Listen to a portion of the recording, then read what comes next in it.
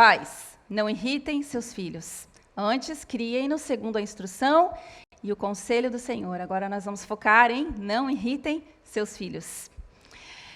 Aqui é importante falar que os nossos filhos, quando pequenos, eles não têm a capacidade de entender a dimensão de Deus e criar um relacionamento diretamente com Deus. Então, eles olham para os pais e enxergam nos pais a figura de Deus. É assim que eles estabelecem critérios, maneiras de, ao crescerem um pouco mais, chegarem ali aos seus 12, 13 anos, e aí sim poderem ter o seu próprio relacionamento com Deus, né? Até então, eles estão o tempo todo se relacionando com Deus, mas olhando para os seus pais. Então, aquilo que eles veem os seus pais fazendo é o que eles vão carregar depois para a sua fase juventude, idade adulta, onde eles vão olhar para Deus e enxergar Deus daquela maneira. Se eram pais muito rígidos, eles vão ver um Deus rígido. Se eram pais muito complacentes, né, muito permissivos, eles vão ver um Deus permissivo. A hipergraça. Né? Então, são coisas que vão ter que ser tratadas lá na frente, né? Nós sabemos disso. Mas como é importante nós entendermos, né, que os nossos filhos, quando pequenos, estão olhando para nós e estão entendendo o que é Deus. Eles estão formando, né, na alma, no espírito deles, o que é Deus. Então, por isso a importância de nós mencionarmos aqui alguns pontos que irritam os seus filhos, né? E quando a gente fala de irritar, não é só afastar de você, como pai e mãe, mas é afastar do Senhor, afastar de Deus. Então, o primeiro ponto que nós vamos ter aqui, uma atitude que irrita, é quando os pais usam 2 pesos e 2 medidas. E esse texto, Mateus 5,37, que diz, quando disserem sim, seja de fato sim. Quando disserem não, seja de fato não. Qualquer coisa além disso vem do maligno. Então, é extremamente importante que a nossa palavra tenha validade, tenha peso, seja uma verdade, né? E que ela não oscile conforme o nosso humor, conforme o nosso estado emocional. Né? Quando os nossos filhos olham para pais que oscilam emocionalmente, e oscilam isso o tempo inteiro, né? Não é coisa de dias, é coisa de minutos, segundos. Né? Vão da serenidade, da tranquilidade para a irritação. Eles ficam extremamente irritados. Né? E isso no íntimo deles, no interior deles. Isso gera um estresse e eles não sabem mais como agir. Isso gera muitos danos emocionais na vida deles. Né? Então, eles ficam à mercê do ímpeto emocional dos pais. Os filhos precisam, né, de regras claras dentro de casa, né, condutas claras. Eles precisam ver que dentro da nossa casa existem princípios absolutos, princípios morais, princípios espirituais, né, princípios sociais, e que eles sejam absolutos, que eles não mudem conforme o avanço dos anos dentro de casa. Né? Tem princípios que são, a palavra nos ensina, eles são absolutos.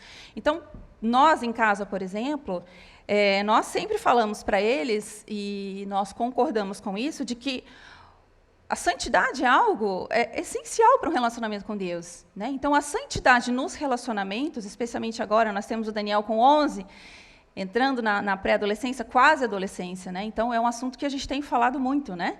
E nós vamos falar mais para frente a questão da sexualidade.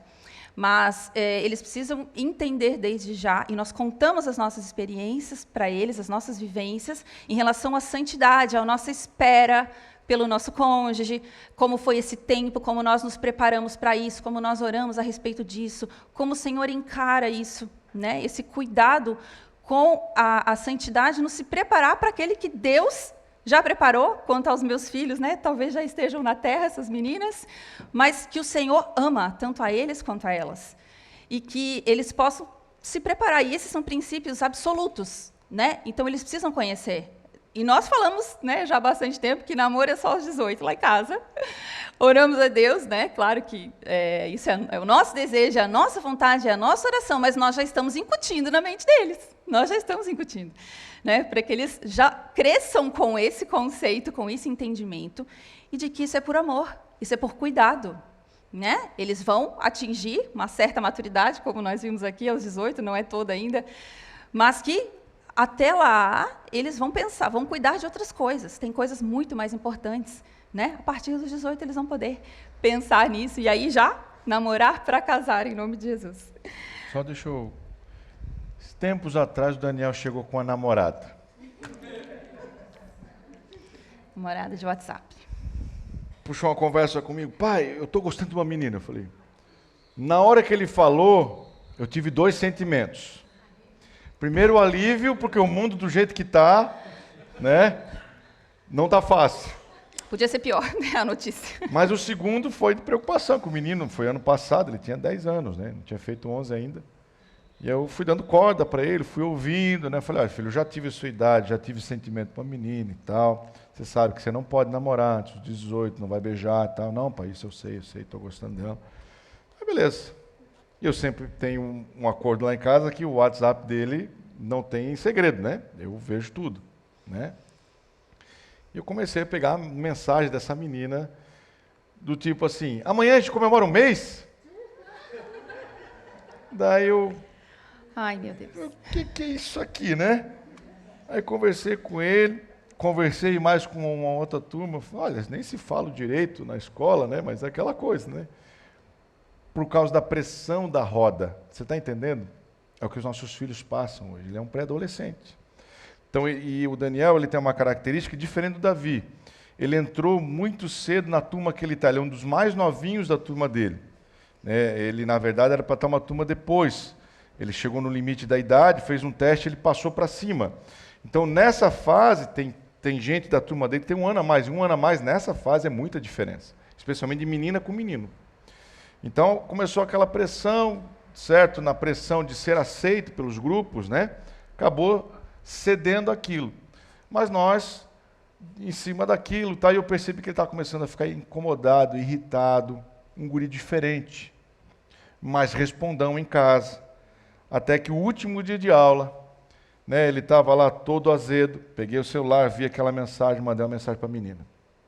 Fulaninha, aqui é o Beltrano, né, o Beto, sou o pai do Daniel, né? Quero te dizer que vocês dois são muito jovens para isso, para esse tipo de linguagem, para esse tipo de conversação.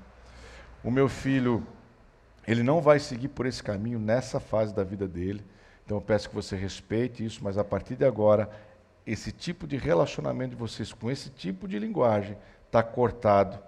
Tá certo? Fui claro? Tá bom, tio? Né? Era o primeiro dia de férias. Eu desliguei o celular dele, ele ficou o verão inteiro sem celular. Você está achando que eu sou radical? Você nem viu nada. Verão inteiro sem celular, e a gente investindo nele. Tempo de família, oração, igreja. Brincou Passou muito. um tempo, nunca mais falou na menina. Né? Voltaram para a mesma turma, tudo certo, acabou aquele problema. Ele já entendeu, né? Já tem guardado o coração. Gente, é num momento como esse que a gente pode perder nossos filhos para sempre. Fique atento a isso, né? Mas uma coisa que chama atenção, e eu fiquei feliz, é que ele me procurou para falar. Ele teve um canal aberto dentro de casa. Porque às vezes o pai, quando vem o menino falar isso, porque está muito novo, que não sei o quê, e sai dando bicuda no menino, né, ou na menina, e a menina não tem nem a chance de se expressar. Como se tu nunca teve um sentimento na vida, criatura.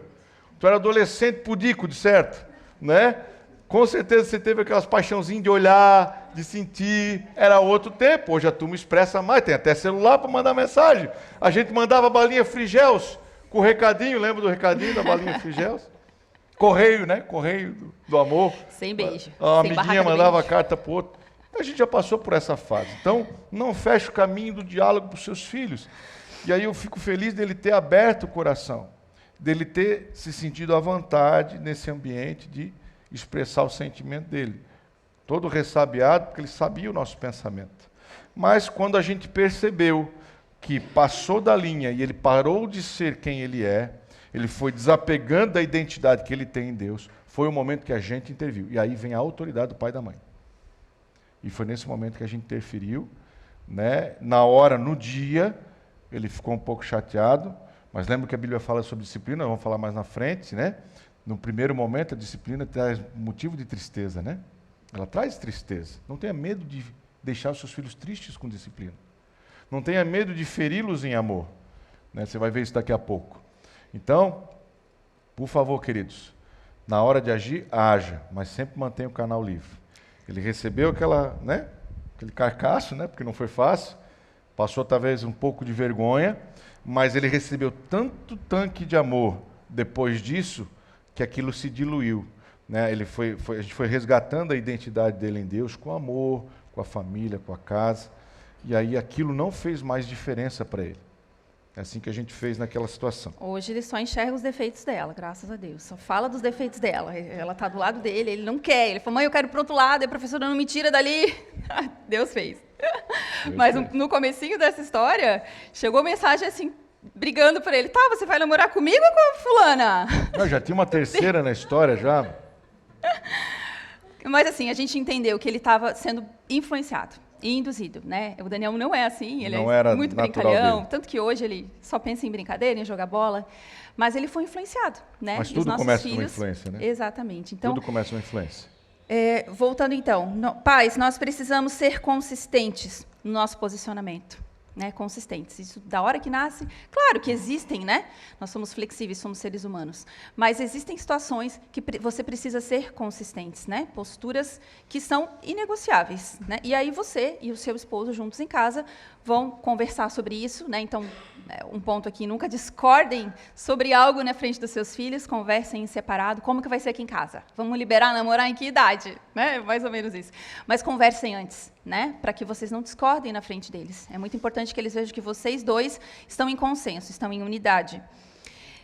Então, é importante que eles vejam que existem regras claras dentro de casa, né? E aí, já indo para a parte prática, essas regras precisam valer para todo o tempo, né? Quando os pais estão bem emocionalmente, quando não estão. Hoje nós estamos numa era onde transtornos emocionais é muito comum, né? O doutor aqui pode falar mais do que ninguém, enquanto ele atende de gente assim no consultório. E muitos pais estão assim, porque a sobrecarga é muito grande hoje, né? Mas os nossos filhos não podem ficar à mercê disso. Como eu falei, eles são irritados, eles são afastados de nós e do Senhor por conta desses comportamentos. Né? Então, a nossa palavra precisa ser válida.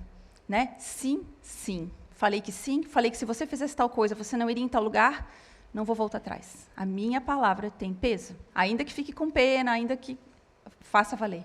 Faça ele entender que a sua palavra é verdadeira, né? Assim como a do Senhor também é. Então, em casa, é importante você cuidar, né? Se num dia, às vezes acontece de você, num dia elogiou seu filho por algumas atitudes, no outro dia você está criticando, às vezes por coisas muito parecidas, muito similares, né? Então, a regra é, não pode comer no sofá, né? Então, não deixe comer no sofá. Né? Ainda que seja, tem visita, ou, por exemplo, você tem um sofá muito velhinho, então, no sofá velhinho pode, porque eu vou trocar, no sofá velhinho pode comer. Só que a hora que chegar o sofá novo, como é que você vai explicar que no sofá não pode? Então, não ensine, não permita coisas que depois de um tempo você vai dizer não, agora não pode. Então, isso precisa ser algo muito bem firmado, muito bem esclarecido dentro da sua casa. Né? Porque você precisa ensinar o princípio da obediência. O problema não é o sofá. O problema não é o sofá. O velhinho não tem problema sujar. O problema é o princípio da obediência, o princípio da autoridade. Entende? Então, nessas situações de dia a dia, de regras, de respeitar essas regras, nós ensinamos tanta coisa, né? que nos levam à palavra e que ensinam a eles sobre esses conceitos. Essa questão do alimento, né? Vou comer no sofá com a TV ligada. Isso acontece em muitas casas, né? Aproveita a oportunidade para ter o tempo de mesa, né? Fazer a cultura da mesa na sua casa. Sentar, olhar nos olhos, ver como é que foi o dia, dialogar, conversar, ouvir os seus filhos, né? Ver as dificuldades que eles passaram, porque às vezes é o único tempo que você tem, é o momento que todo mundo senta para comer junto. Então, além de desligar a TV ou não permitir que ele coma no lugar errado, vai criar nele uma cultura de mesa, né? De dividir o coração com a sua família. É um tempo também de unidade, de apego entre os familiares. Então, criem rotinas dentro de casa, né? Falando mais para os filhos menores, isso é extremamente importante, que eles conheçam as rotinas. Se for o caso, deixe isso escrito, né? Vale muito aqueles quadrinhos de recompensas, se você achar que é interessante na sua casa, de repente premia ao final de uma semana, com coisas da rotina que ele conseguiu cumprir, na maior parte. Mas deixe claro, por exemplo, o Daniel esse ano mudou para o 6º ano, mudou para de manhã, e ele tinha uma ideia de que estudando de manhã, ele ia almoçar, ia ter tarde e noite livre para brincar tudo, o tempo inteiro. E quando começou, eu falei, não, peraí, tem prioridades aqui, vamos sentar, sentamos juntos, algumas vezes, isso, olha, está demorando, ainda estamos nesse ajuste. Mas conversão, prioridade você vai chegar em casa e fazer o seu devocional, né? Depois tarefas, trabalho, estudar para a prova. A gente vai ver se tem alguma coisa, tarefa de casa para você fazer. E depois, sim, vai ter o tempo de brincar. Então, às vezes, o tempo de brincar é 6 horas, 7 horas, né? Dependendo do que ele precisa estudar. Só que isso custou. E aí a gente sentou e a gente escreveu num papel quais eram as prioridades. Qual deveria ser a rotina dele, né? E ele entendeu. E se não tem isso, se a gente não pega no pé da rotina, ele vai direto para brincar ou para o tempinho de celular dele, né? As crianças não têm essa habilidade, a maioria, né? Claro, não tem essa habilidade de programarem na sua cabeça uma rotina de fazerem o que é primeiro mais importante e depois o que é bom, mas fica para depois do que é realmente necessário. Essa questão da previsibilidade também, né? Avisar o que vai acontecer. E isso é muito importante, especialmente para quem tem crianças atípicas, né? Não sei se alguém aqui tem. Nós temos o nosso filho mais novo, Davi, ele tem transtorno de déficit de atenção e hiperatividade, tem TDAH, e ele tem o transtorno opositivo desafiador, ele tem TOD, que é ele foi diagnosticado já há alguns anos, faz acompanhamento médico e psicológico. Então, essa questão da rotina faz muita diferença, auxilia muito na organização emocional, mental dele e de toda a casa. Isso influencia muito. E a questão da previsibilidade, de avisar antes o que vai acontecer, né? Então, daqui 30 minutos, todo mundo vai tomar banho, né? Quando avançou, daqui 5 minutos, o cérebro dele já se organiza. E isso evita um monte de estresse, de problemas, né? De birra, e de desobediência, de desafio, que é o caso que a gente enfrenta lá em casa. Então, se deixar conhecer quais são as regras e rotinas e se aplicar aquilo é extremamente importante para não irritá-los. Segundo ponto. Então, um peso e uma medida, né? Não 2 pesos e 2 medidas. Segunda situação que irrita os filhos. Quando os pais preferem um filho em detrimento do outro. Infelizmente, isso acontece, né, em algumas casas, e até a Bíblia nos traz uma situação como essa, que está em Gênesis 25, 28. A Bíblia nos diz que Isaac preferia Esaú, porque gostava de comer de suas caças. Rebeca preferia Jacó. Isso é algo que, quando é perceptível, quando um dos filhos é favorecido em detrimento do outro e aquele que não é, ele percebe, isso gera danos enormes, né? Que ele vai carregar feridas de rejeição, e vai ter que ser tratado lá na idade adulta. Então, pais sábios aproximam os seus filhos. Pais sábios percebem as qualidades e as virtudes de um e também percebem os defeitos, mas exaltam as qualidades e as virtudes. E eles não trazem de um para o outro essas diferenças, né? Então, precisamos buscar de Deus sabedoria sobre como lidar com isso. Os nossos 2 filhos são muito diferentes em muitas coisas, né? Então, nós precisamos saber lidar com cada um sem diminuir o outro, né? E precisamos ficar atentos se o nosso discurso, né, aquilo que falamos, que não, porque nunca ninguém assume isso, nenhum pai, nenhuma mãe assume que tem mais amor por um ou por outro, preferência, digamos assim, por um ou por outro, né? Eu tenho meu filho favorito, ninguém vai falar nunca. Então, nós precisamos estar atentos, né, e buscar, talvez, até uma opinião de alguém próximo da casa, mas não ali dentro, para que possa nos abrir os olhos e falar, olha, realmente tem tido diferença. Realmente eu entendo que você tem exaltado muito mais a um do que a outro, né? Então, busque essa informação, porque às vezes quem está dentro não percebe, né? Às vezes um é tão difícil, e geralmente o difícil, o complicado, o que dá trabalho, acaba sendo aquele que vai tomar mais tempo, que vai receber mais atenção, né? Nós já vivemos essa fase lá em casa com Daniel e Davi, né? O Davi nasceu prematuro. O Davi ficou 11 dias na UTI. O Davi é aquele que sempre exigiu mais atenção, mais cuidado, mais tempo nosso, e depois, né, com esses transtornos que eu mencionei, do que o Daniel. Então, muitas e muitas vezes nós tivemos que conversar a respeito disso. Paramos, conversamos, e nós tentamos equilibrar isso de uma outra maneira, né? Ele precisa saber que ele é tão amado quanto o Davi. Mas aí vai vir um princípio agora, que eu só quero mencionar antes dele entrar nessa questão da igualdade e equidade, que é extremamente importante. E eu falo isso porque eu vivi essa situação de diferença na minha família. A minha avó materna já tratava diferente os seus filhos. Ela já tinha suas preferências, isso era muito claro. A minha mãe trouxe isso para nossa casa. Então, eu tenho um irmão também, né, com alguns também problemas emocionais desde pequenininho, e sempre foi o filho que deu mais trabalho, né? Eu, graças a Deus, nunca dei muito trabalho em casa. Então, a atenção era muito mais para ele. Isso continua até hoje. Continua, porque o filho que vai bem, né, que faz as coisas certas, os pais pensam que esse se vira, né? Esse vai dar super certo. Esse está bem, não precisa me preocupar muito. Né? Eu sei que ele vai buscar, ele vai batalhar, e realmente acaba que aquele que tem esse entendimento dos pais, ele vai lutar, ele vai correr atrás, ele vai conseguir, por suas próprias forças. Mas gera uma ferida, gera uma lacuna, que precisa ser curada depois. Né? Eu, graças a Deus, já fui curada sobre isso. Né? Hoje sei lidar muito bem, né, com essas diferenças que continuam acontecendo, né, entre a minha mãe e eu e meu irmão. Tem o Senhor, que supre tudo, né, graças a Deus. Mas é algo que trouxe para mim um alerta. E eu entendo que eu preciso cuidar muito com isso. Então, a minha oração é, Deus, não permita que eu ame mais um do que o outro. Não permita que eu favoreça mais um do que o outro. Né? Os tratamentos serão diferentes, mas o meu amor, a minha atenção, a minha fé em cada um deles, né?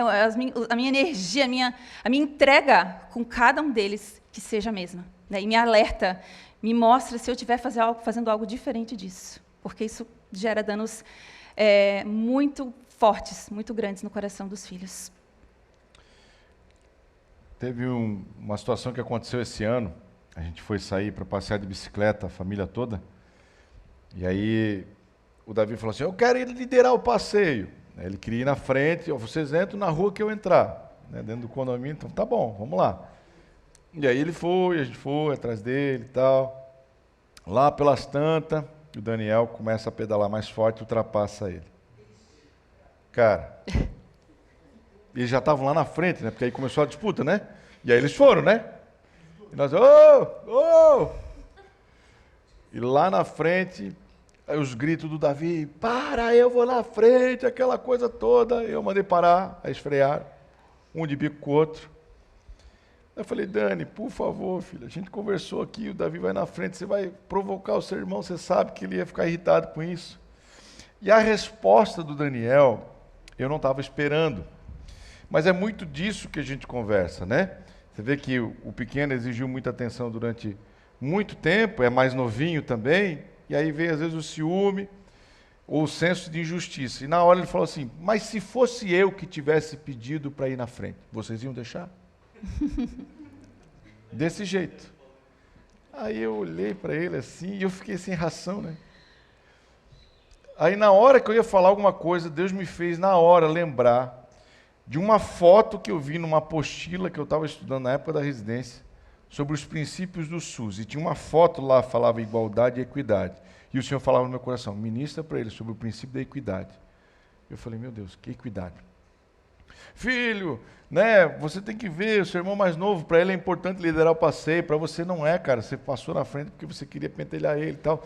Na hora a gente falou qualquer coisa, falei sobre equidade, mas eu sabia que Deus queria falar comigo sobre isso. Então, logo depois que eu cheguei em casa, fui para a palavra.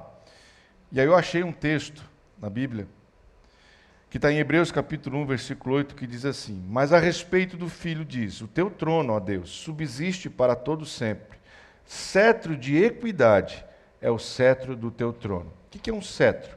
Quando Deus estende um cetro, Ele está dando uma sentença, Ele está exercendo a sua autoridade em decisão. Quando Deus se movimenta em decisão, através da sua soberania e autoridade, o princípio que vai norteá-lo é sempre a equidade. É por isso que Ele é o justo juiz. Porque Deus não nos trata com igualdade. Por quê? Porque nós somos diferentes. Deus tem que equalizar todos nós, com tratamentos diferentes. Você está entendendo? É diferente eu chegar e aconselhar um casal que foi criado na presença de Deus, que cresceu na casa de Deus, que casou na presença de Deus, a respeito de seus filhos. E aconselhar um casal que provou de tudo que é ruim, tiveram famílias diferentes, situações diferentes, conheceram Jesus já com a vida, com muitos problemas, e aí começa uma nova jornada a partir daqui. São pessoas em tempos diferentes, com jornadas diferentes, com princípios e criação espiritual diferente. essas pessoas elas vão ser tratadas de forma diferente, não com igualdade. Né? O que nós podemos exigir dos nossos filhos é o mesmo esforço para as coisas, mas nunca o mesmo desempenho, porque eles são diferentes. E quando eu entendi isso, eu consegui explicar para o Daniel filho, deixa eu te falar uma coisa, o pai nunca vai tratar vocês de forma igual. Esse negócio de tratar de forma igual, de um para um, de um para outro, isso não é sábio. Eu vou tratar vocês de forma, no princípio da equidade.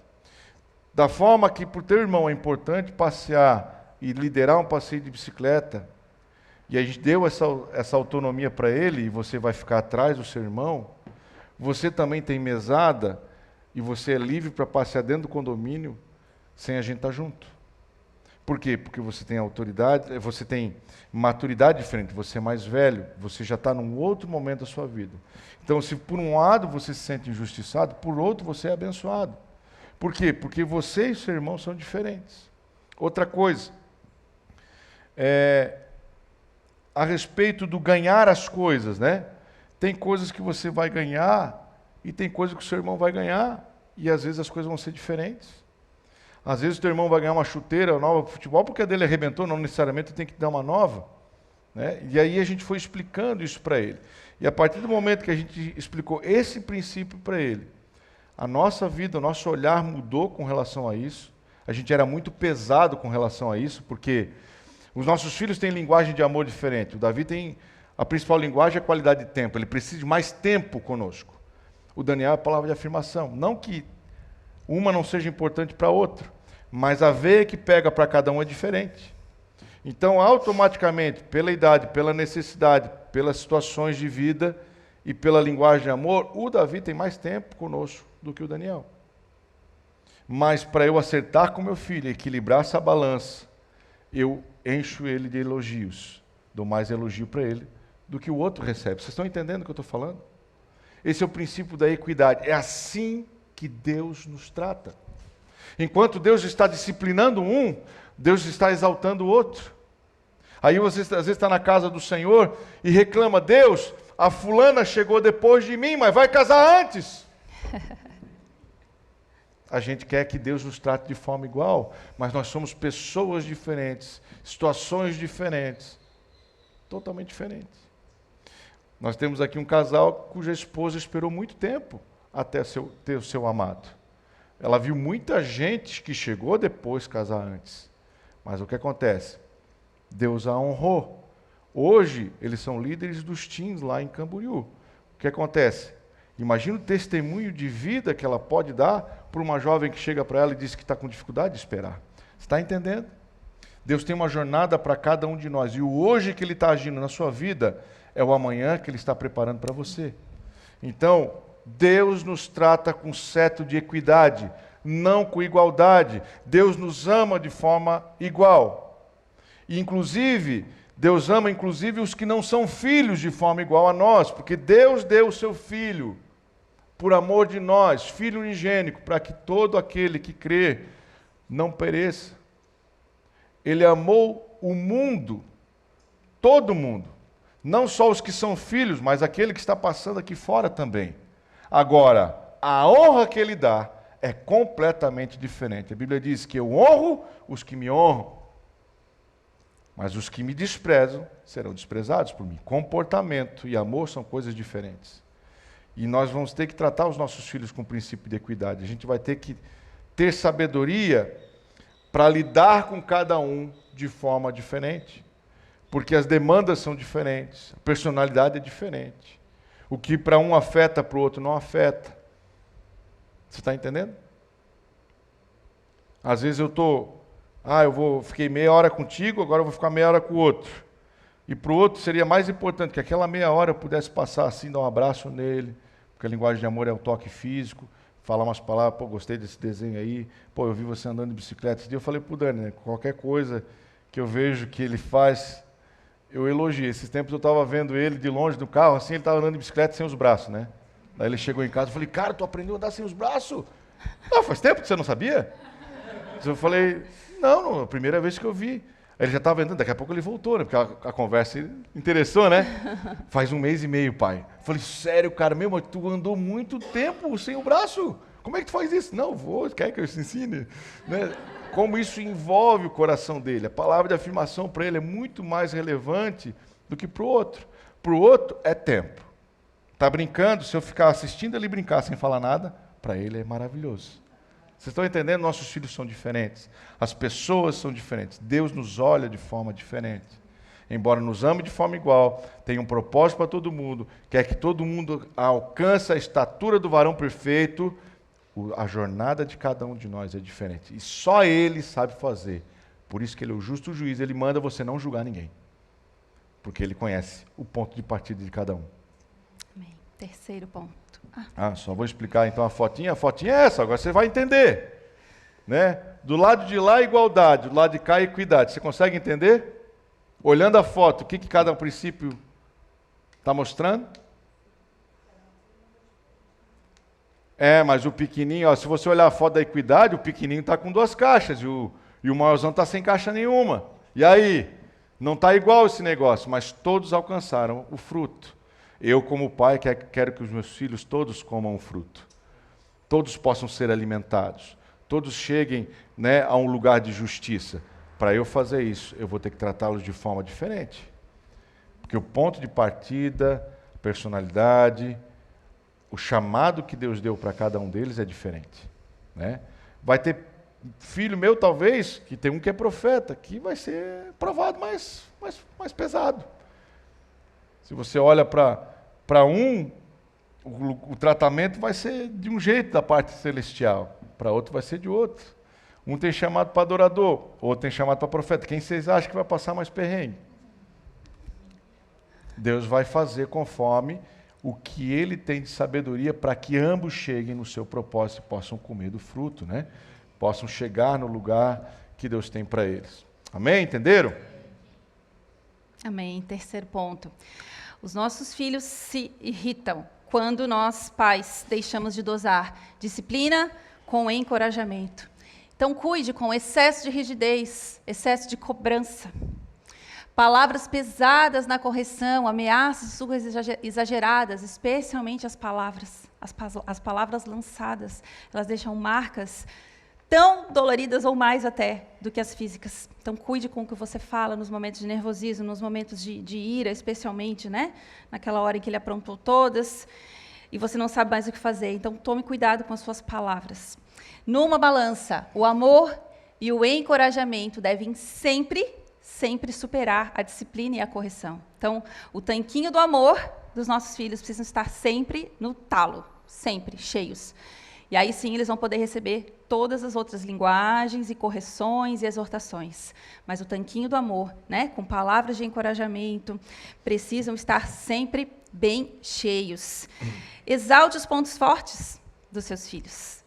E invista, né, estimule eles a melhorarem naquilo que eles ainda não estão adequados, né, no que você entende que é algo, um comportamento necessário, ou algo que você entende até pelo chamado profético dele, que precisa desenvolver. Invista, né, leiam livros a respeito.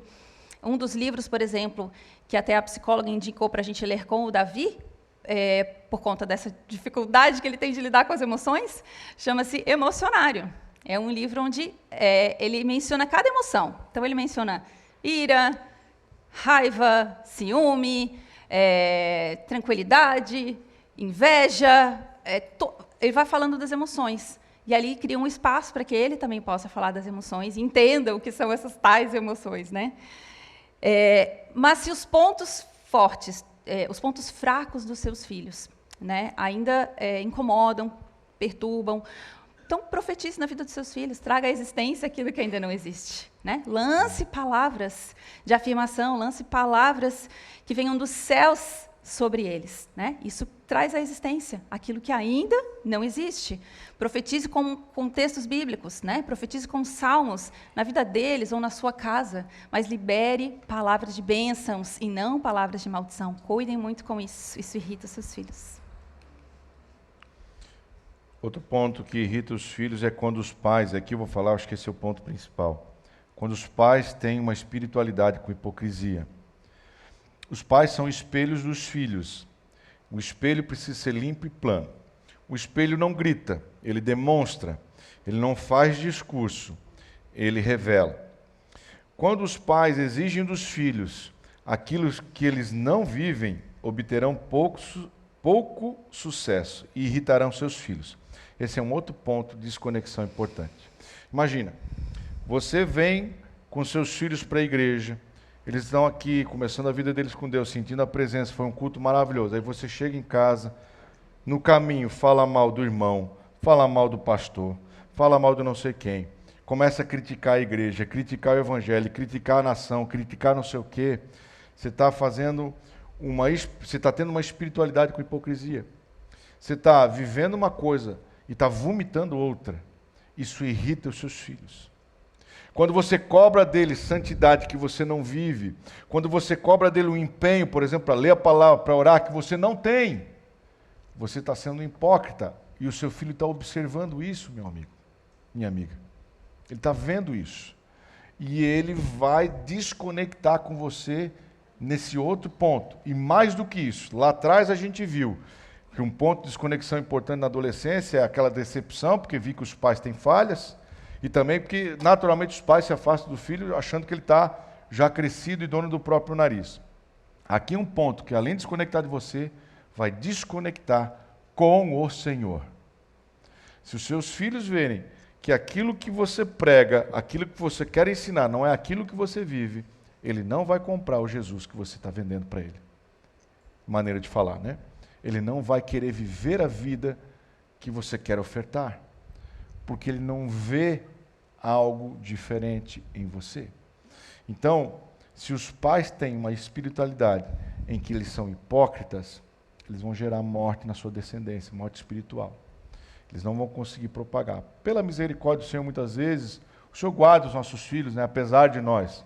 Eu muitas vezes oro, né, Vanessa? A gente erra tanto, que Deus guarde os nossos filhos apesar de nós, porque nós estamos sujeitos a errar, mesmo querendo acertar. Mas, querido, se você tem esse hábito de ter uma vida cristã superficial, que é exigir dos seus filhos empenho, você tem preguiça de vir à igreja, mas quer que seus filhos cheguem antes para o ensaio do louvor, ou da intercessão, ou qualquer outra coisa, e você que chora, que fala da igreja, que pega o microfone, ou fala para os amigos, vem visitar a minha igreja, vem aqui, vem isso, faz aquilo, e chega em casa, ou no trajeto para casa, fala mal dos seus pastores, fala mal da sua igreja, dos seus irmãos em Cristo, do evangelho, da igreja brasileira, de tudo, que está tudo errado, que está tudo ruim, meu amigo, você vai criar um ponto de ruptura, de desconexão bem importante.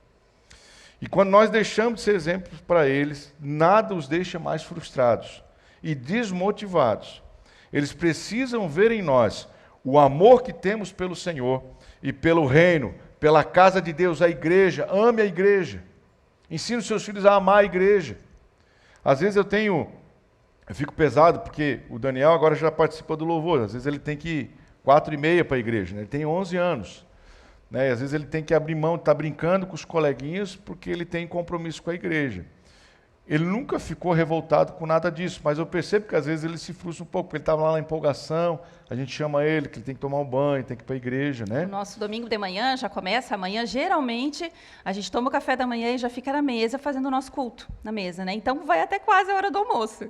E aí almoça, ficamos juntos, então ele tem pouquíssimo tempo para brincar nesses dias de ensaio. Mas nós já conversamos muito com ele sobre isso, para ele entender que domingo é o dia do Senhor, e ele tem crescido com essa cultura. Mas, ao mesmo tempo, né, às vezes, quando eu vou levar ele para o ensaio, eu fico elogiando. Eu falei, filho, que benção, eu estou muito feliz que você está aqui. Eu fico dando gás nele, porque é importante que ele seja incentivado. E ele vê que logo depois nós chegamos na igreja, que a gente chega, a gente abraça o povo, e que a gente senta para tomar café na igreja. Ele vê a paixão que a gente tem pela igreja. Ele vê o nosso anseio pela casa do Senhor. Num domingo bem recente, eu lembro que o Daniel... a gente pegou muito pesado com ele com relação à disciplina naquele domingo. Então eu cheguei na igreja, ele estava assim meio ressabiado ainda, nós fomos para o louvor, a presença de Deus começou a tomar conta da igreja, e eles, como sempre, estavam lá na frente conosco, e chegou uma hora que ele veio e me abraçou.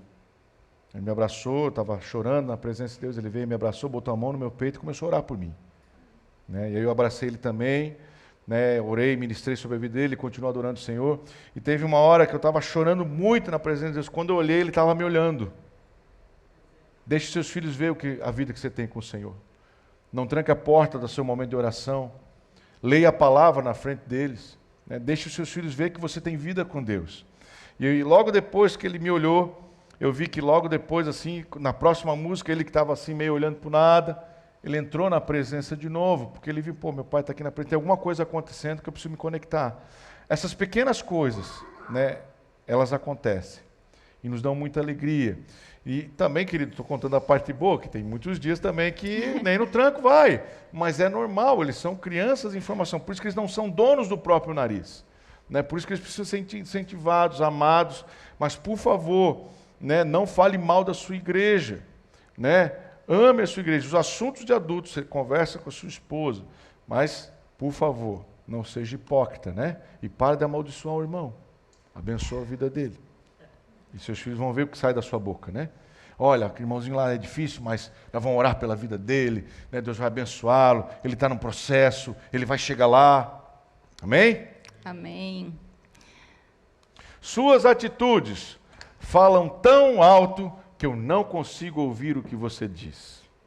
A importância é que o exemplo arrasta. Então, o que você faz fala muito mais alto daquilo que você fala. O poder do seu discurso está em quem você é e não naquilo que você fala.